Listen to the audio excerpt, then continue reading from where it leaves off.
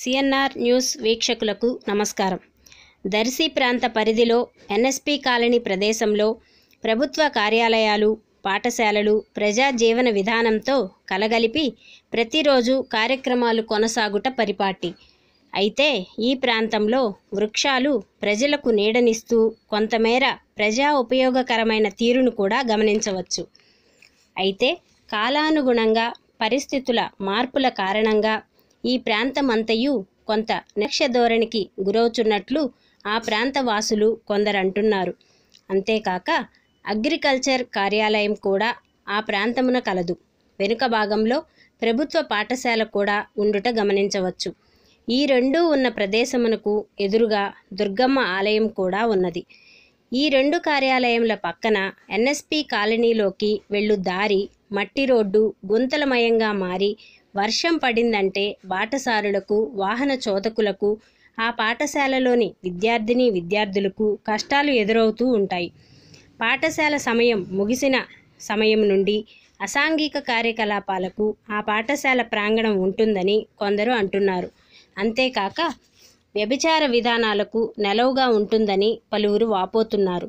ఇది ఇలా ఉంటే ఈ మధ్య వాన ముసురుకు నీడనిచ్చే చెట్టు విరిగి పడితే పట్టించుకున్న నాదుడే లేడని పాఠశాలలు విస్తుపోతున్నారు. రాత్రిపూట ఆ ప్రాంతంలో కరెంటు లేకపోవడంతో ఎవరు దొంగలో ఎవరు మంచివారో తెలియటలేదని, అటువైపు వెళ్లాలంటేనే అగమ్యగోచరంగా ఉంటుందని మరికొంతమంది సూచనప్రాయంగా ఉన్నారు. ఒకవైపు దేవాలయం, మరోవైపు పాఠశాల ఉండగా ఇటువంటి అసాంఘిక కార్యకలాపాలు ప్రతినిత్యం జరుగుట పరిపాటిగా ఉన్నట్లు, ఇలా ఉంటే భక్తులు ఆలయం వద్దకు వచ్చి వెళ్ళుట కూడా కష్టతరమవుతుందని చర్చించుకుంటూ పలువురు వాపోతుండుట గమనార్హం. విరిగిపడి ఉన్న చెట్టు కారణంగా పాఠశాలలో అసాంఘిక కార్యకలాపాలకు మరింత ఆజ్యం పోసినట్లు అవుతుందని కాలనీ ప్రాంతంలో సంచరించే బాటసారులు వ్యక్తం చేస్తున్నారు. ఇటువంటి కార్యకలాపాలకు చెక్ పెట్టేందుకు పాఠశాల వద్దనున్న మట్టి రోడ్డును సిమెంటు రోడ్డుగా నిర్మించి పాఠశాలకు ప్రహరీ ఏర్పాటు చేయవలసిందిగా విద్యార్థుల తల్లిదండ్రులు ప్రభుత్వమును కోరుతున్నారు.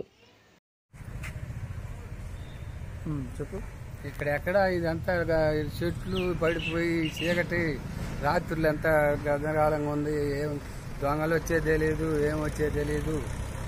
పైన లైట్లు లేవు, బజార్ లైట్లు.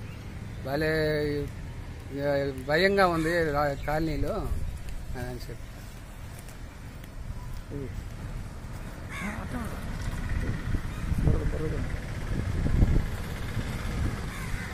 అక్కడ